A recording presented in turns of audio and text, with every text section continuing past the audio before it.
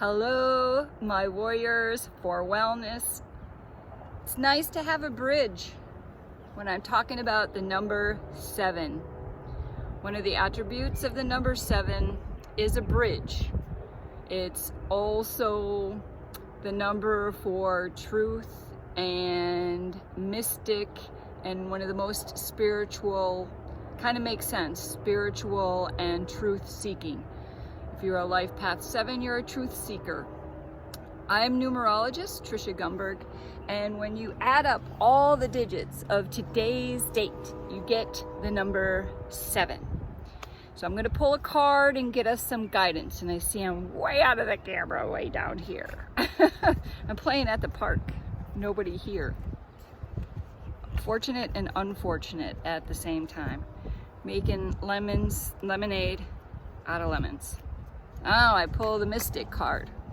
This reminds me, I talked about the number 6 yesterday, and I use my intuition to find this space today and a new walking path. And so that the way I think about it is, I didn't use my intuitive abilities, I used my intuition. It's like, oh, go there, yeah, I want to go there. And it was like just kind of drew me. But my intuitive abilities actually make a physical sound in my body, or a physical sensation in my body. And then I think the next level is like psychic. Anyways, I encourage you to practice those things. Let's see what our guidance is on the number 7. It's a way of finding the truth, was what my long-winded point just was. A way of finding the truth is using your intuition. Okay. Now remember, as I pick cards, take your bottom of your belly breaths. This is our opportunity for you to say yes to who you are. And I say yes to who I am by using my intuitive abilities to pick a card. Getting the celebration card. Feels like a celebration card. This matches a lot of the colors here on the playground, this card does. Celebration time. It is number 14. Reminds me of the celebration time. Come on. Okay, right. I'm not a singer, right? I'm a numerologist and an intuitive healer. Alignment, harvest, bonding. You're entering a period of great expansion and celebration. Your joy guides are at hand, ushering you into a season of abundance, celebration, and hospitality. You are loved, accepted, and trusted by those around you. That's so beautiful. So beautiful. Okay. So that's for Saturday. Sunday is the universal energy of the number 8. So if you would add up all the digits of your birth date down to a single digit, so you add them all up and you get a compound digit, and then you add them again. If there's an 8, then you're a life path 8. And you see that it is the infinity sign on its side.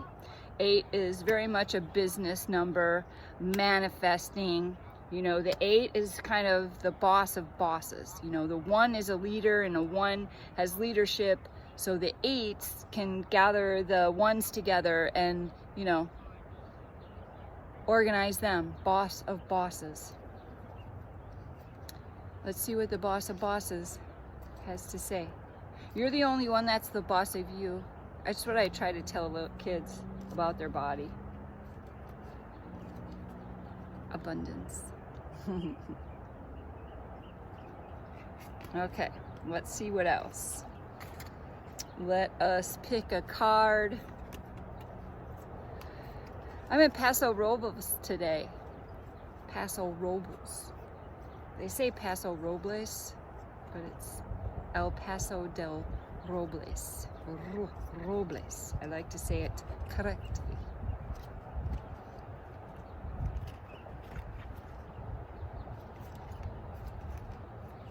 Okay, here. Restriction. And see, it's only in the mind. You see that? Any restriction that you place is just on your mind. And I was talking about your body. You're the boss of your own body. Your restrictions are only in your mind. 28. Assumptions, rigidity, limitations, and prejudice. Your joy guides are tapping into your mind's door, hoping to open it and free you from the corner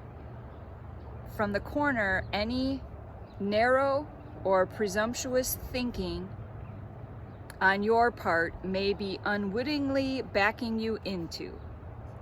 If you fall into the trap of running on too many assumptions or operating on an unexamined, preconceived notion, you quickly eliminate all your options. You kind of like, you're damned if you do, if you're damned if you don't. So take a step back if you ever notice that you're stuck in that. You know, that's kind of black and white thinking too, isn't it? That's frustrating. Your joy guides remind you that you're not stuck, but your thinking may be. Stop your mental movie and take a commercial break. It's time for a fresh look and a new viewpoint on all things.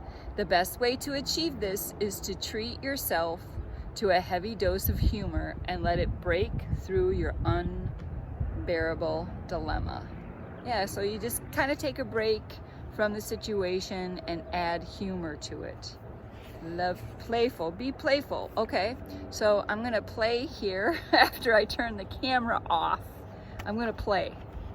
I did hopscotch on my way here, and I like to play like a kid every once in a while, right, to remind myself not to be so serious and take those opportunities to play when they come.